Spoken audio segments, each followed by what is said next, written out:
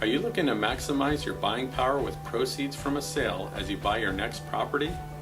A 1031 tax-deferred exchange can help you do that. It allows you to use all of the equity you have in the property you are selling to purchase your next one by deferring the taxes. A big distinction to understand is that you are not avoiding taxes, just deferring them. But theoretically, you can do this indefinitely if you just continue to buy and exchange into more property and never cash out on the equity. This can be a very powerful strategy. Instead of paying that 15% in long-term capital gains tax on the federal level and almost another 10% here in California, you can use that money towards the purchase of your next property by doing a 1031 exchange. You can do this over and over again, doing multiple exchanges in a row and exponentially increasing your return by using what would otherwise be paid in capital gains taxes to purchase more property. Imagine in simple numbers you have a gain of $100,000 on an investment property. You want to sell that property and purchase another one.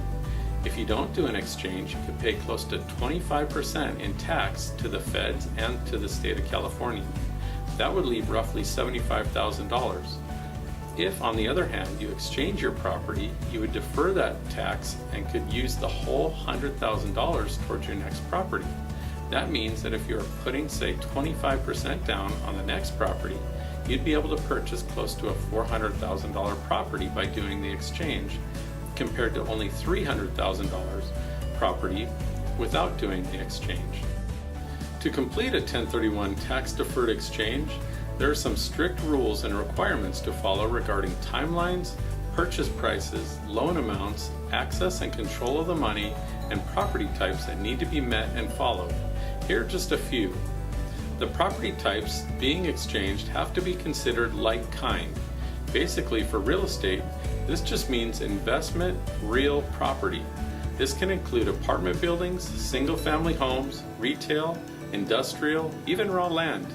As long as it is real property purchased and sold for investment purposes, all these asset types can be exchanged for each other. On the other hand, you cannot exchange these types of properties for your personal residence or a vacation home or personal property like precious metals or art. It must be real property bought and sold as investment.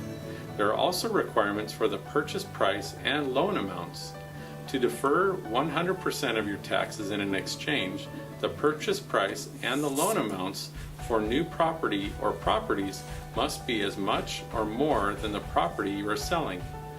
Some of the timelines that need to be met are that you must identify the properties you plan to purchase within 45 days of the sale of your property and then close on the property being exchanged within 180 days.